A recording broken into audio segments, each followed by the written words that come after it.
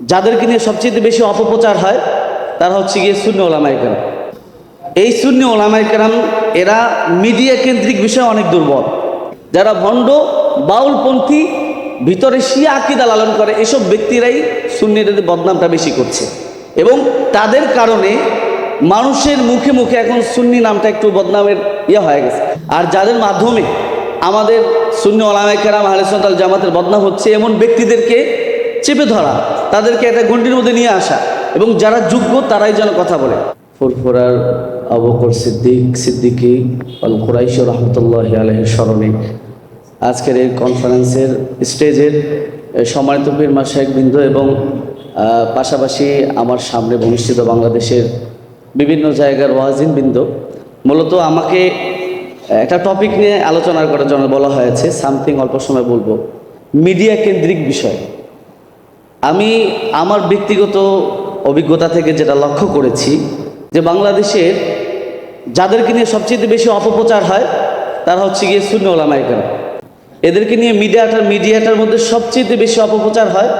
পাশাপাশি এই সুন্নি ওলামায়ে কেরাম এরা মিডিয়া কেন্দ্রিক বিষয়ে অনেক দুর্বল, এবং মিডিয়াটা মূলত সুন্নি ওলামায়ে কেরামের দখলে নেই।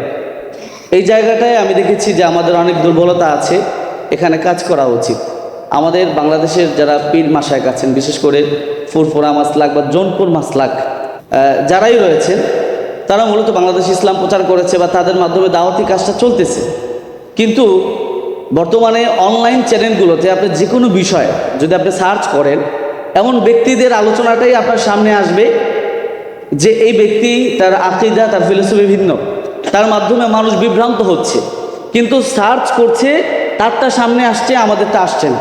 অথচ আপনি অফলাইন বা বাংলাদেশের প্রত্যন্ত অঞ্চলগুলোতে দিনের প্রচার কিন্তু আমাদের এই যে এসব দরবারগুলোর মাধ্যমে হচ্ছে।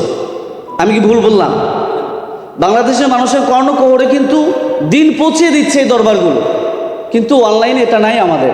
এবং বর্তমানে আধুনিক সমাজ এবং আমাদের যারা ওয়াইজিন আছেন, এই বিষয়গুলো আমি আগেও বলেছি, এখনও বলছি, বারবার বলবো যে অবশ্যই আমাদেরকে সতর্কতা অবলম্বন করতে হবে। সুন্নিদের বদনাম হয় কিছু ভণ্ড ব্যক্তির কারণে।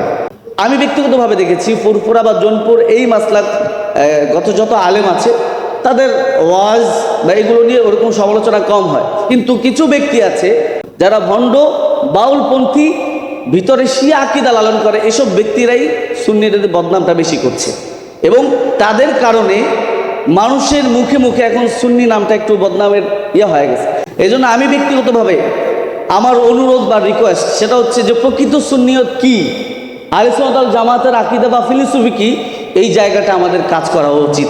এবং মাজলিসুল ওয়াইজিন বাংলাদেশ তারা এই জায়গাটা কাজ করতেছে। এবং পাশাপাশি আমি মনে করি এখানে আমার সামনে বিভিন্ন দরবারের সম্মানিত পীর মাশায়েখবৃন্দ রয়েছেন, আমি তাদেরকে অনুরোধ জানাবো যে একটা লিমিটের জায়গা থেকে আমরা যে ভালো ভালো কাজ করছি, বাংলাদেশের মানুষের তাহজিব তামাদ্দুন আদব, এই যে আমরা যে মানুষদেরকে শিখাচ্ছি, একটা লিমিটের জায়গা থেকে আমরা যদি একটা প্রচার প্রসার করি, যদি মিডিয়াটা আমরা এখন নিয়ন্ত্রণে না নিতে পারি, একটা সময় দেখা যাবে যে আগামীর বাংলাদেশে আমাদের কর্তৃত্ব থাকবে না। এটাই বাস্তবতা। এখন অলরেডি আমি বাংলাদেশের বিভিন্ন জায়গায় গিয়েছি, রাজশাহী, বগুড়া বা যশোর বা এই টাইপের অঞ্চলগুলোতে আমি নিজে গিয়েছি। ওইসব জায়গাগুলো এখন আহলে হাদিস এদের দখলে, যাদের দখলই হোক, কিন্তু আমরা যে প্রকৃতপক্ষে ইসলামের প্রচারটা করছি এটা যেন মিডিয়া কেন্দ্রিকও হয়। আমাদের পীর মাশায়েখবৃন্দ মনে করে যে আমরা যে দিনের প্রচার করছি এটা তো জাস্ট আল্লাহর জন্য, মিডিয়াতে তো আসার দরকার নেই।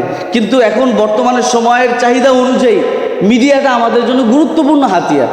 আপনি আমার কথা মানেন বা না মানেন, এখন মানুষ ইলম নিচ্ছে মিডিয়া থেকে, এটাই বাস্তবতা। এজন্য আমি অনুরোধ জানাবো যে অবশ্যই মিডিয়াকে অনেক গুরুত্ব দেওয়া। বিভিন্ন দরবার রয়েছে, তারা বিভিন্নভাবে কাজ করছে বাংলাদেশের মানুষের তাহজিব তামাদ্দুমের ক্ষেত্রে, এবং মানুষের বিভিন্ন রকমের বিষয়ে তারা কাজ করতেছে, এগুলো যেন মিডিয়ায় আসে। এজন্য আমার অনুরোধ থাকবে মিডিয়াটাকে গুরুত্ব দেওয়া। আর যাদের মাধ্যমে আমাদের সুন্নি ওলামায়ে কেরাম আহলে সুন্নাত ওয়াল জামাতের বদনাম হচ্ছে এমন ব্যক্তিদেরকে চেপে ধরা, তাদেরকে একটা গণ্ডির মধ্যে নিয়ে আসা, এবং যারা যোগ্য তারাই যেন কথা বলে।